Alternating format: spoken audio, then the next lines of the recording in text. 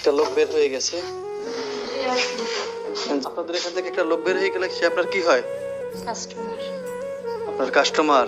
মাত্র 200 টাকার বিনিময়ে অবিবাহিত সুন্দরী যুবতী মেয়েদেরকে বিক্রি করে দেওয়া হচ্ছে আবাসিক হোটেলে। এই ঘটনা ঘটছে বাংলাদেশের ঢাকায়।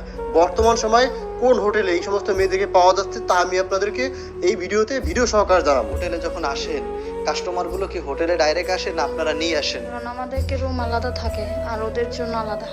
এই ঘটনা ঘটছে বাংলাদেশের ঢাকায়। বর্তমান সময়ে কোন হোটেলে এই সমস্ত মেয়েদেরকে পাওয়া যাচ্ছে তা আমি আপনাদেরকে এই ভিডিওতে ভিডিও সহকারে জানাবো। এবং এখানে কিছু খারাপ দৃশ্য দেখানো হয়েছে। যারা তোমরা 18 বছরের কম বয়সের তারা অবশ্যই ভিডিওটিকে ইগনোর করে চলে যাও, কারণ অনেক খারাপ দৃশ্য দেখানো হয়েছে।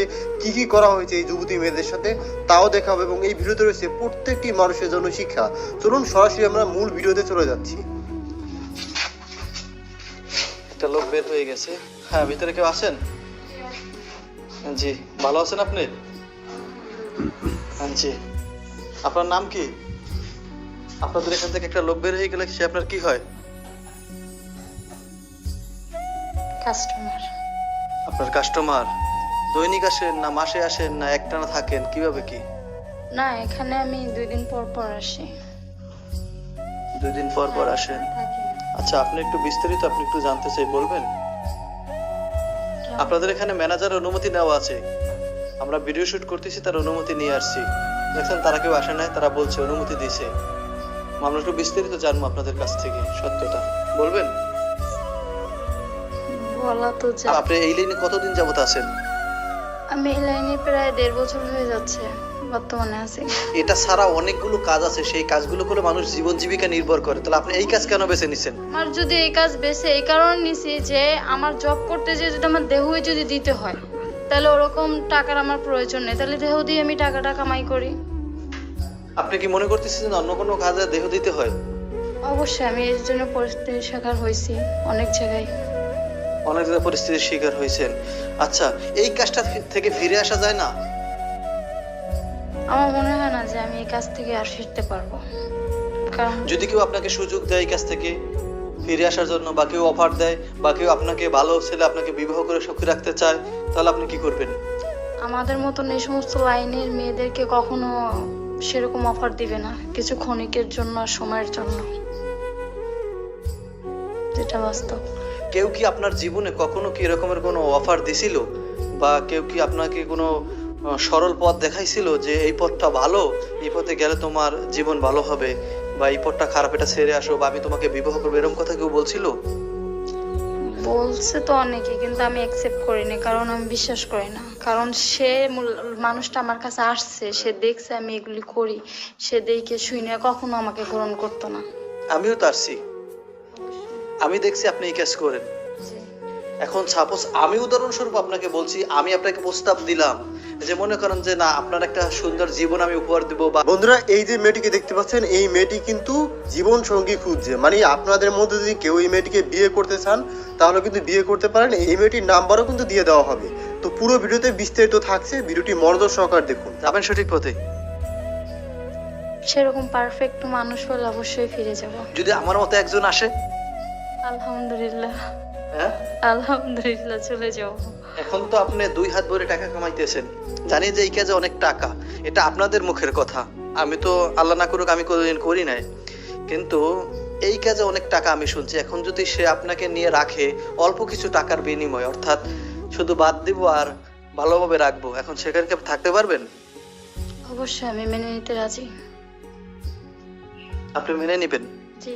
সম্মানিত বন্ধুরা, অল্প অল্প কথার বিনিময়ে কিন্তু সত্য কথাটা মুখ ফসকে বেরিয়ে গেছে, অর্থাৎ সে মানতে রাজি। অর্থাৎ যত বড়ই খারাপ হোক না কেন, ঠিক আছে, তার মনের ভিতরে কিন্তু ছোট্ট একটা জায়গা হলো আবেগের ভালোবাসার জায়গা থাকে। এটা সবার ভিতরেই আছে, এটা তার ভিতরেও আছে। সেও কিন্তু এখনো ভালো হতে চায়। যদি আপনাদের ভালো লাগে, অবশ্যই যদি কেউ তার সাথে যোগাযোগ করতে চান, অবশ্যই আমাদের কমেন্টে জানাবেন। আমরা তার ঠিকানা দেওয়ার চেষ্টা করব, বা তার সাথে যোগাযোগ নাম্বার দেওয়ার চেষ্টা করব। আচ্ছা, আপনাদের এখানে কি কি নিয়ে আসেন একটু জানতে পারি? যখন আপনারা আসেন হোটেলে, যখন আসেন কাস্টমার গুলো কি হোটেলে ডাইরেক্ট আসেন না আপনারা নিয়ে আসেন? না, আমরা নিয়ে আসি না, হয়তো আমাদের পার্সোনাল কেউ থাকলে নিয়ে আসে, আর পার্সোনাল না থাকলে ওরাই দিয়ে দেয়। আচ্ছা, আমি একটু পার্সোনাল আরেক কয়েকটা কোশ্চেন করি, হয়তো আপনি মাইন্ডে নেবেন না আশা করি। আপনারা এখানে কোনো জামা কাপড় টাপড় নিয়ে আসছেন, এগুলো কি আপনাদের? হ্যাঁ, এগুলো আমাদের 3-4 দিন থাকি তো থাইকে একচুয়ালি কাপড় মানে টাকা পয়সা জমা করে তারপর চলে যাই। 3-4 দিন আপনি কত টাকা ইনকাম করতে পারেন? 3-4 দিনে মনে করেন 25-26 এরকম। 25-26 হাজার? জি। 25-26 হাজার টাকা ইনকাম করেন। ভিতরে ওয়াশরুম আছে না? প্রতিটা রুমের ভিতরে ওয়াশরুম থাকে? প্রত্যেকটা রুমের ভিতরে ওয়াশরুম আছে। ওয়াশরুম আছে আর একটা খাট থাকে? সেপারেট ভাবে। মূলত ফার্স্ট আসছি তো জানতাম না, এসে দেখলাম এই অবস্থা। বালিশ কয়টা? একটা বালিশ? সম্মানিত বন্ধুরা, একটা বালিশ থেকে একটা খাট থাকে। মানে হোটেলের ভিতরে কি থাকে? আবাসিক হোটেল মানেই যে মানুষ সবাই এখানে এসে ঢাকা শহর আসলে বা অন্য স্থানে আসলে যেখানে মানুষ রাত্র যাপন করার জন্য আসে, কিন্তু সবখানে আসলেই যে এরকমের কিছু পাওয়া যাবে এমনটা নয়, সবখান যে খারাপ এমনটা না, আবার সবখান যে ভালো এমনটাও নয়। কোনো কোনো ক্ষেত্রে কি এরকমের তা পাওয়া যায়, আর কোনো কোনো ক্ষেত্রে পাওয়া যায় না। এজন্য সবাই সাবধানতা অবলম্বন করতে হবে, কারণ অনেকে ফ্যামিলি নিয়ে আসেন ঢাকা সিটিতে। আইসে কি করেন, থাকার যখন জায়গা নাই, যা যে কোনো ডাক্তার দেখাইতে আসেন বা অন্যান্য ক্ষেত্রে আসেন, তো ওই সময় হোটেল খুঁজেন থাকার জন্য, ফ্যামিলি নিয়ে আসেন, মা বাবা ভাই বোন আত্মীয় স্বজন। এরকম সিচুয়েশনে যেন না পড়তে হয়। আপনাদের কাছে কখনো এরকম সিচুয়েশন হয়েছিল যে 3-4 জন আসছে একসাথে তার ফ্যামিলি সহ?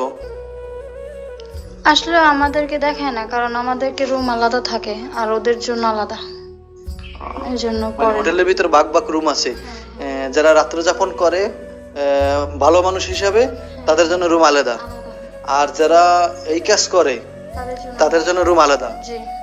তার মানে আপনার জন্য রুম আলাদা? হ্যাঁ, আমার জন্য আলাদা। আপনাদের হোটেলের মালিককে কি আপনাদের টাকা দিতে হয় কি পরিমাণ? আমরা টাকা দিই হয় কি, আমাদের গাইড থেকে তারা 300 করে কাইটে নেয়। প্রত্যেকটা কাজে 300 করে তারা কাইটে নিয়ে নেয়। প্রতিটা কাজে 300 টাকা? হ্যাঁ, মানে একটা ছেলে আসলো, সে কাজ করলো, সে যে টাকা দিছে সেখান থেকে তারা 300 কাইটে নেবে, আর বাকিটা আমাদের। কত করে এক একটা ছেলে কত করে টাকা দেয় আইডিয়া?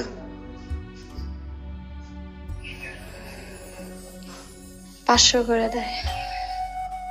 500? সম্মানিত বন্ধুরা, সবই তো আপনারা জানতে পারলেন। 500 টাকা দিচ্ছে, 300 টাকা হোটেল মালিক নিচ্ছে, 200 টাকা তার হচ্ছে। আসলে মূলত সব বিষয় মিলিয়ে একটা কথা হলো, সেও জান্নাত চায়, সেও এই কাছ থেকে ফিরে আসতে চায়। যদি ভালো একটা মানুষ পাওয়া যায় তাহলে সেই কাছ থেকে ফিরে আসবে। নিশ্চয়ই ফিরে আসবেন তো? জি, অবশ্যই। এখানে সোশ্যাল মিডিয়ায় কথা দিচ্ছেন, আর এইটা সোশ্যাল মিডিয়ায় লক্ষ লক্ষ মানুষ দেখবে। দেখার পরে যখন আপনাকে বলবে, তার ভিতর থেকে ভালো মানুষ একজন বের হয়ে আসতে পারে। লক্ষাধিক মানুষের ভিতরে একজন ভালো মানুষ আসবে, আসার পরে আপনাকে প্রস্তাব দেবে, আপনার নিয়ে যাওয়ার জন্য বলবে, আপনার সাথে সংসার বাঁধার জন্য সে এগিয়ে আসবে। এখন আপনি সেই সংসার বাঁধবেন কিনা বা ভেঙে যাবে কিনা? আমি চেষ্টা রাখবো সেটা ধরার জন্য, উপর আল্লাহ আল্লাহ জানায়। তাহলে এই কাছ থেকে সম্পূর্ণভাবে ফিরে আসবেন তাহলে? অবশ্যই। আচ্ছা, আমরা তো আপনাদের ম্যানেজার কাছ থেকে অনুমতি নিয়েছি আপনার সাথে সাক্ষাৎকার নেওয়ার জন্য বা আপনি দেওয়ার জন্য ইচ্ছুক হয়েছেন। আমরা কি ভিডিওটা সোশ্যাল মিডিয়ায় দিতে পারি? অসুবিধা নেই, দিয়ে দেন। আমার মতো কি কারো আরো কেউ ভিডিও নিয়ে সোশ্যাল মিডিয়ায় দিয়েছে? আমি আইজি শব্দে হয়তো 2 জন আসছিল, তারপরে আপনি আসছেন। এখন তারা দিছে কিনা জানি না, কিন্তু আপনি তো অনুমতি নিছেন, তারা অনুমতি নেয় নাই। অর্থাৎ আরো সাংবাদিক আসছিল? হ্যাঁ, আসছিল। তো আমি এত কিছু তাদেরকে বলি নাই, মানে টুকটাক জিজ্ঞেস করছে এতটুকু। মানে তারা কি ডাইরেক্ট সরাসরি অ্যাটাক করছে? পুলিশ নিয়ে আসছিল? পুলিশ আনছে কিনা সেটা জানি না, হয়তো কাউন্টারে ছিল, কিন্তু আমরা এত কিছু বলি নাই, মাস্ক পরা ছিলাম তো, তাই ওদের সামনে বেশি কিছু বলি নাই।